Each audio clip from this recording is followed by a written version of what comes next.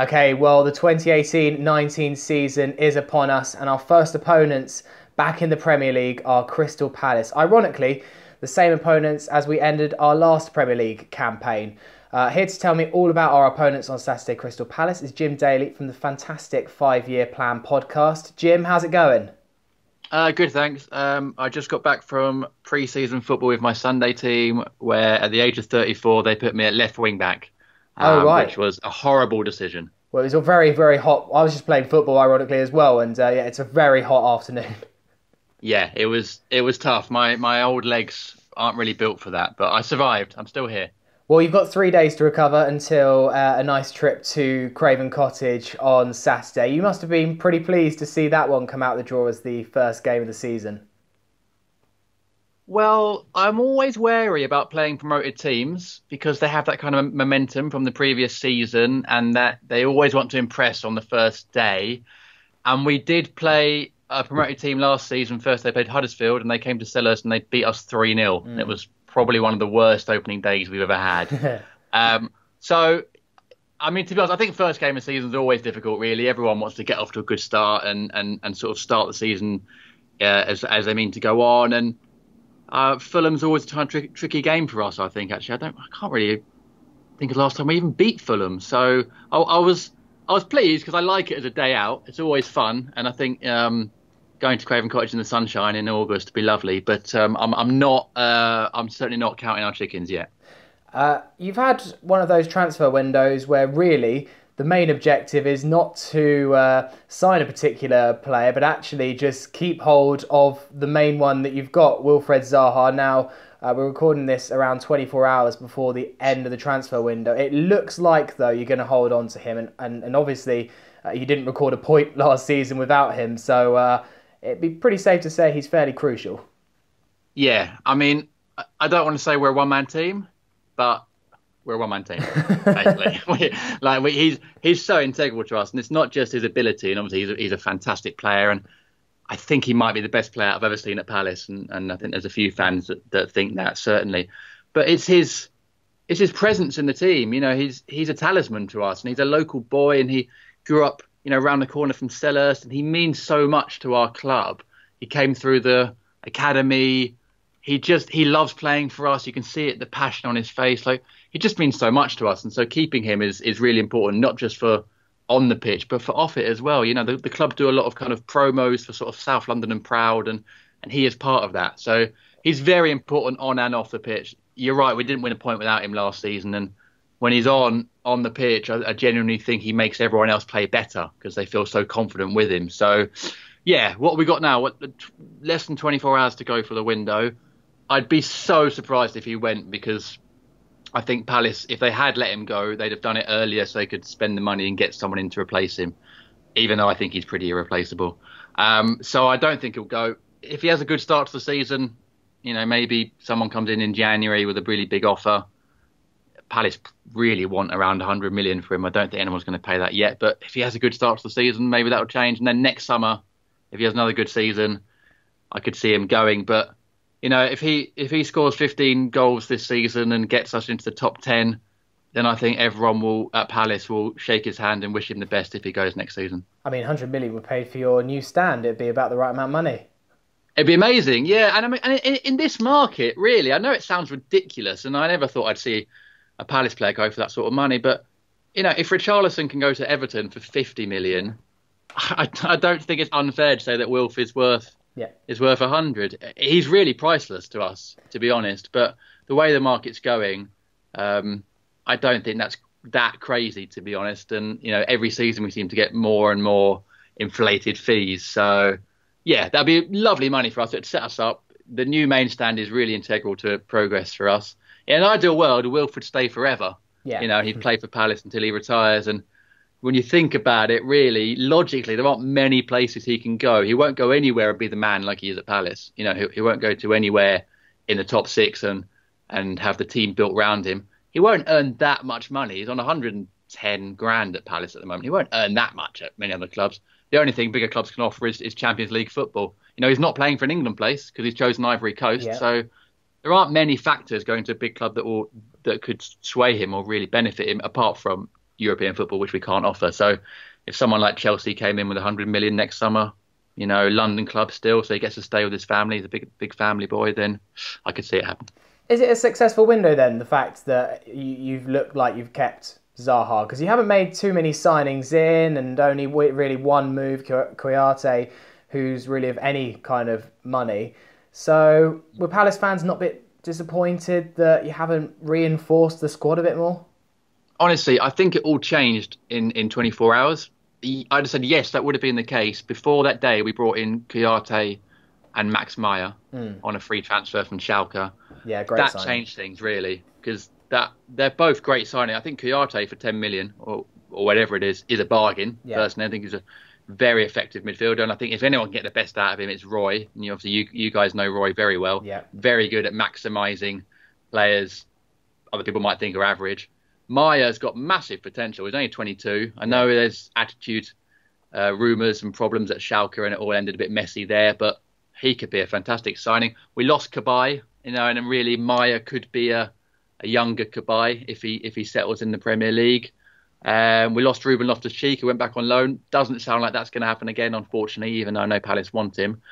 So if the window closed now, and we'd kept Wilf and we'd made these two signings, plus we signed Vicente Guaita, arguably the second best Spanish keeper or second best keeper in La Liga last season.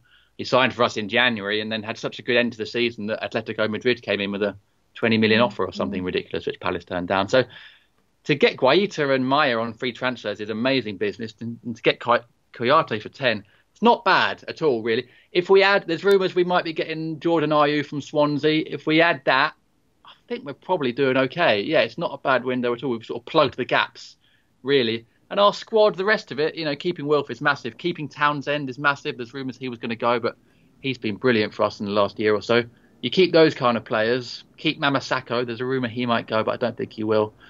We've got a very, very competent Premier League mid-table squad, which Roy knows very well now. And keeping Roy, really, is the other thing. We've had so many managers leave every summer for the last 5 years.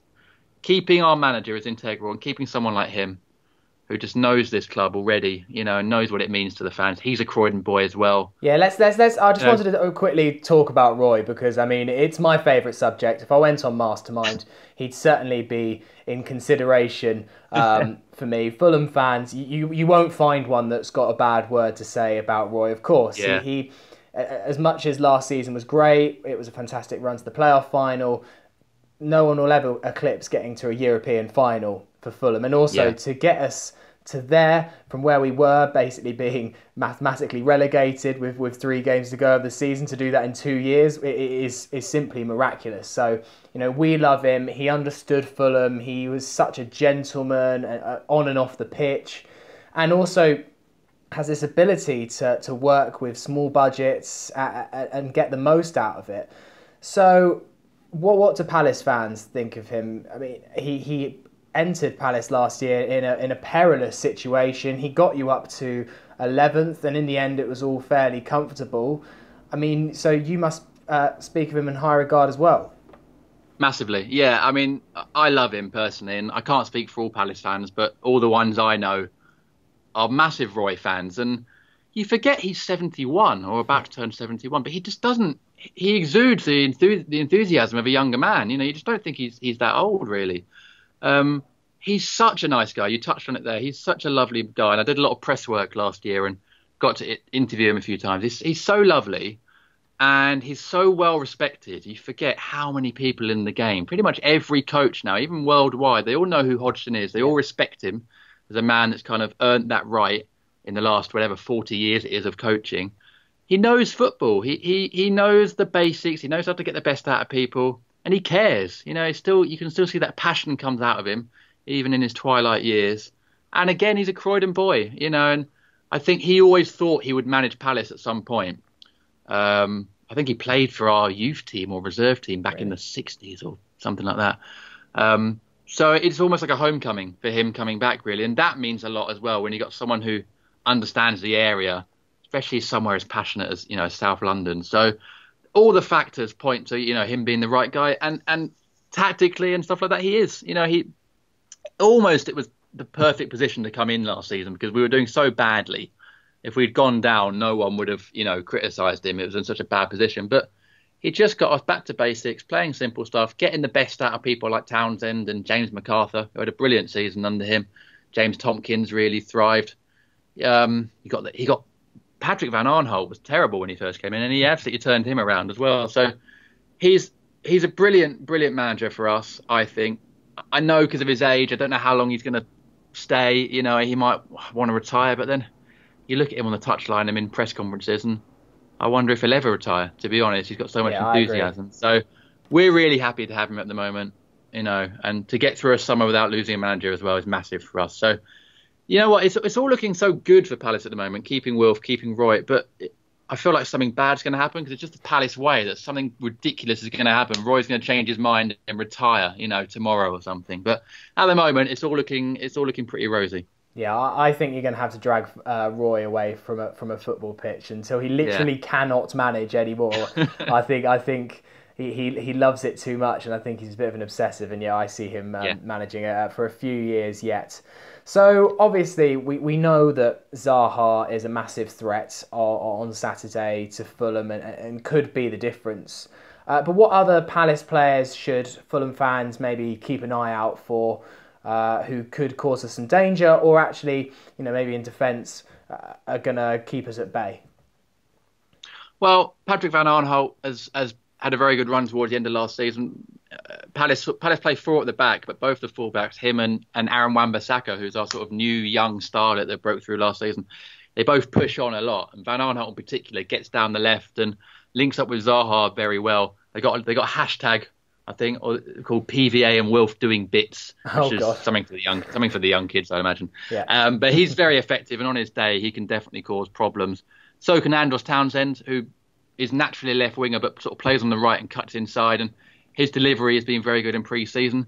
And so has Christian Benteke, who had one of the just most bizarre seasons last year. I mean, he tried very hard, but he just couldn't score goals. He missed, the Opta make these kind of chances stats, and he missed 20 out of 22 big chances last season, which is ridiculous for a £28 million striker. Yeah. And by the law of averages, he quite simply cannot have another bad season like that. I mean, it would just be ridiculous. So I expect him to be back to his best. And I went to the final pre-season game against Toulouse last week, and he scored a towering header, much like sort of we're used to from him, and he looked back at it. So I think Benteke will be looking to really prove himself. And I think alongside Wilf, he'll probably be our biggest threat. But again, as with Roy, as we discussed, he gets the best out of people. James MacArthur's looked very good in pre-season. And Luka Milivojevic is our man in the middle, and every now and then steps up and scores penalties. So we've got threats across the pitch, but really I think it's our front two in Zaha and Benteke who will probably cause the most problems. And obviously, we haven't played Palace for a while, so you won't have seen too much of Fulham in the past few years, but you might be aware of some of the transfers that have come in. What kind of threat do you think Fulham will pose? Who kind of scares you most from the Fulham team going into Saturday? I think you've made some very smart signings, a lot of money chucked around, but there's some players coming in there with Premier League experience. Schürrle knows this league well. We were linked with him, and I'd have been very happy with him. I think he's a very smart signing. Mitrovic, obviously, has played in the Premier League and was very good for you guys last season. The player I'm most sort of threatened by, but looking forward to seeing, is Ryan Sessegnon. Yeah. Because obviously he's had such a good season for you last year, and it sounds like he's got the real potential to be an absolute star in the future. And I like seeing, young players really sort of pushing on. And was he 17? Is he 18 yet? He turned 18 over the summer. He's just had his first drink. Exactly. Well, there you go. I'm intrigued to see how he does in the Premier League, because I think he's going to be... Well, I'd like to see him progress and really sort of fulfill his potential. I get the impression Fulham will probably look to play quite a smart game, I guess, quite a neat game. But I do work with a Fulham fan, and he says that defence is an issue. I think you've lost a lot of defenders potentially over the summer, so that might be an issue for you guys, and one which we could look to hurt. But you've got some big names in there. I think Schürrle will cause us problems, and I think Sessegnon, if he has a good game, and he plays on the left, doesn't he? Yes, Sessegnon. but potentially at the moment we don't have a left back unless we sign one tomorrow. So Sessegnon might have to play at left back, which would be a real shame because his best position is kind of as a left forward. But Well, that would be Slav will good use him news as a for left us. back if we don't have any alternatives. So that's probably something you want to hold out for. Yeah, I'd be happy with that. Although, if he does play left mid, him against Aaron Wan-Bissaka could be a very interesting battle, actually. Yeah. Two sort of young, enthusiastic players. So yeah, I'm certainly not going into Saturday's game assuming that Palace will get a win. I think Fulham will make it very hard for us, and that kind of first game, newly promoted team enthusiasm, I think will really, really count for you. I hope that we hit the ground running, but I mean, the Premier League is so hard. I never really take anything for granted. So what do you think the score will be if you could stick your neck out? It's so hard, first game of the season, and you haven't seen the form of either two sides. So it's basically a lottery, but go for it anyway. I'm famously bad at predictions. I literally tipped Germany to win the World Cup this summer, so that's how bad I am. It was a safe bet at the time. I know. I think there'll be goals, and Palace have scored a lot of goals in pre-season, so I think we'll score a couple, but I could see Fulham threatening us, so I'm going to go for Fulham 1, Palace 2. Okay, you've gone for a narrow Palace victory. Well, Jim, thank you for giving us a bit of a lowdown on Crystal Palace. And we'll see your lot at Craven Cottage on Saturday. Take it easy, man. Lovely. Thanks for having me. Cheers. No worries. Come